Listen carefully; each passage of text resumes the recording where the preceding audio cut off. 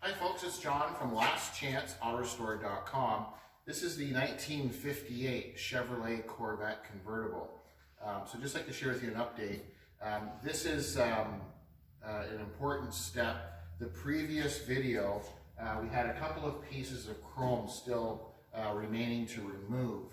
We had the piece above the fender on the passenger side, and I think there's a suspender maybe on the back. So we have all of the chrome now off of the car, all of the trim is off. We still have to take the fuel door and little grommets out, but everything else is pretty much off the car now, and you can tell by how glamorous I look. We've been basically stripping down or sanding off the several layers of lacquer paint and previous repairs. So from 58 till now, there's been, looks like this car has been painted about 5 or 6 times, believe it or not. And it looks like it's just layers on top of layers. So we'll help with the definition and the body lines of the car by stripping this all down.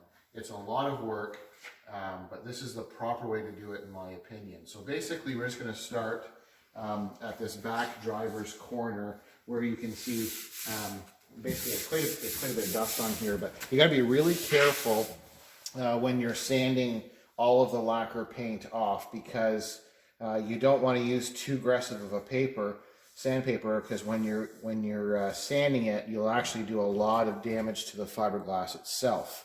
So what we want to be able to do is share with you some interesting things. First of all, hopefully this will come up in the camera. If you can see, they call this lacquer staining. So all of these little veins or ribs, if you will, that's lacquer paint that's reacting to the sun.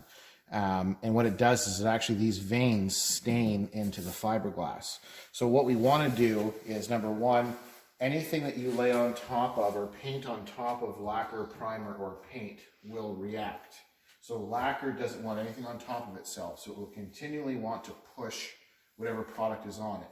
The best way to describe the effect, the more UV light that this paint finish gets, the more it will react to the coating of or coats of paint that are on top of the lacquer. So what will happen, if you look at it closely, is when you have dry skin and you see the scales of your skin, that's what the lacquer will make the paint shrivel up and look like over time.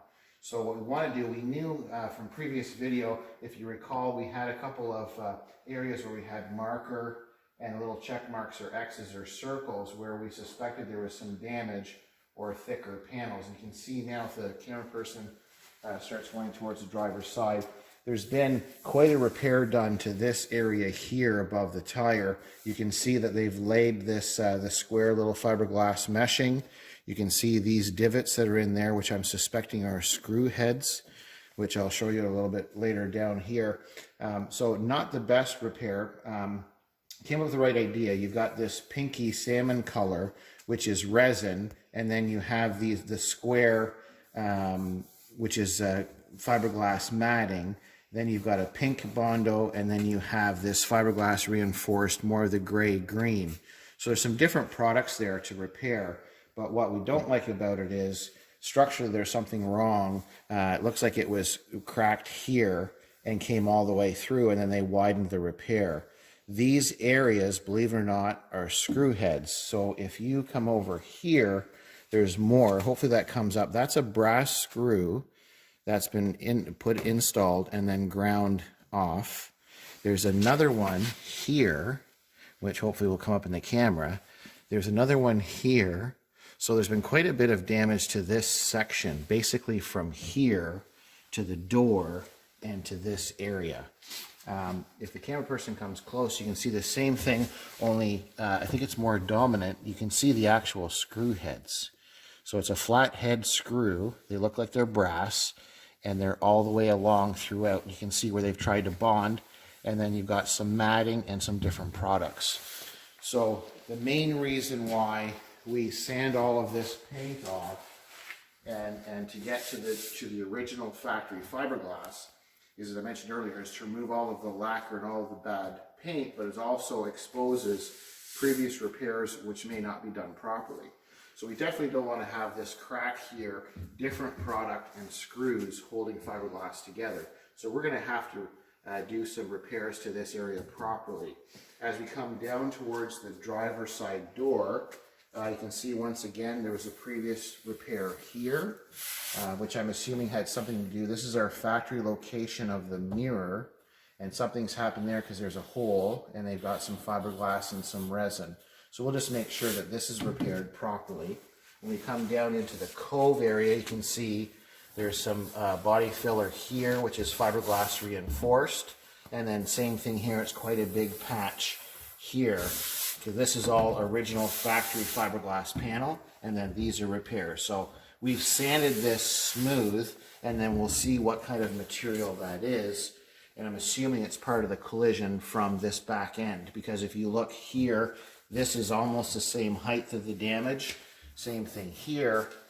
And then when you come up to the driver's fender, there's been extensive repair done here where it looks like this fin has actually been broken away, because this is a patch that's been put in, and then hopefully this will come up in the camera too. This has all been split and cracked. You can see along here, it's been all broken away and then re-glued on. So I'm assuming it's something that happened from the back end to the front end, and it's caught this and tore it away.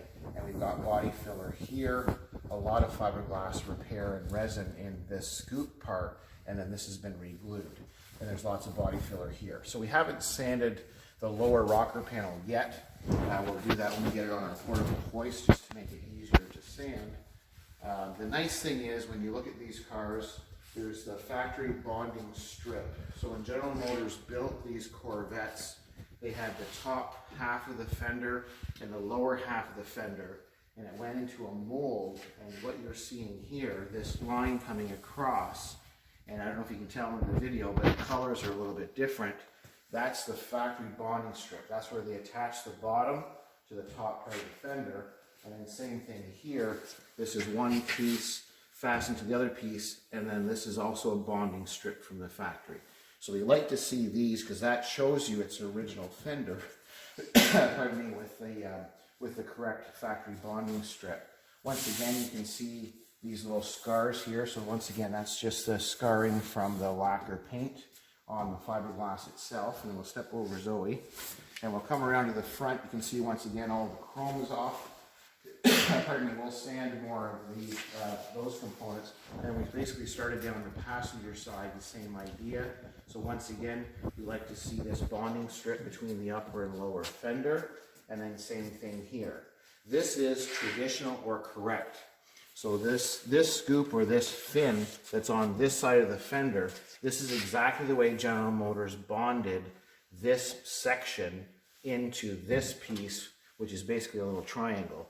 So they've got the upper piece, this lower section, and then this louvered piece here, or the fin, and that's your factory bonding strips.